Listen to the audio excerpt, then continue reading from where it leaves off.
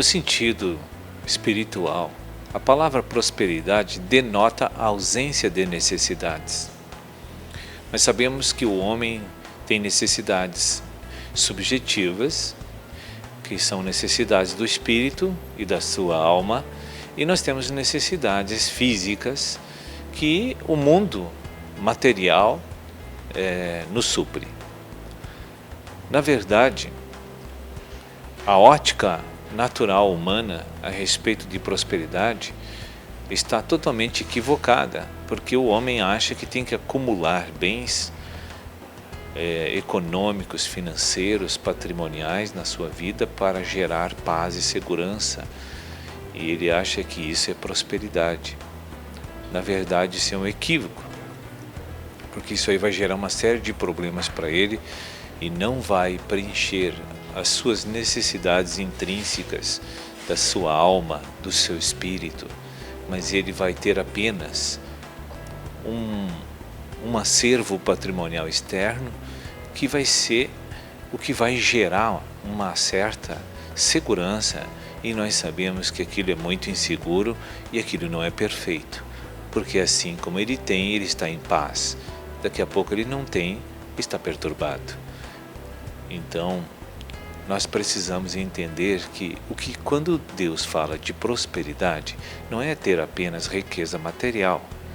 A riqueza material, ela é necessária para debelar a nossa necessidade física, natural, neste mundo onde vivemos.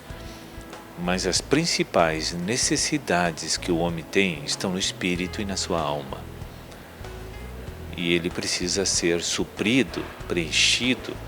Ele precisa de algo que venha gerar essa prosperidade subjetiva para ele. E essa prosperidade subjetiva só pode ser suprida, preenchida pela comunhão do espírito e da alma do homem com Cristo Jesus. Se ele não tiver essa comunhão com Cristo, ele não terá essa satisfação, esse suprimento que ele necessita para ser próspero, porque geralmente as pessoas pensam que a prosperidade é só material, e é um grande engano. Essa é a parte menos importante da necessidade humana. A parte mais importante do homem é a parte da necessidade espiritual, e quem não tem a prosperidade espiritual, ele não vai ter absolutamente nada para a sua vida hoje e nem para o futuro, porque essa vida é passageira. Essa vida que Deus nos deu natural, ela tem um propósito bem definido pela instrução de Deus. É o tempo em que Deus faz você nascer e partir desse mundo, que não passa entre 50 a 90 anos, geralmente na média, e Deus nos dá essa oportunidade de aqui estarmos para recebermos a edificação espiritual.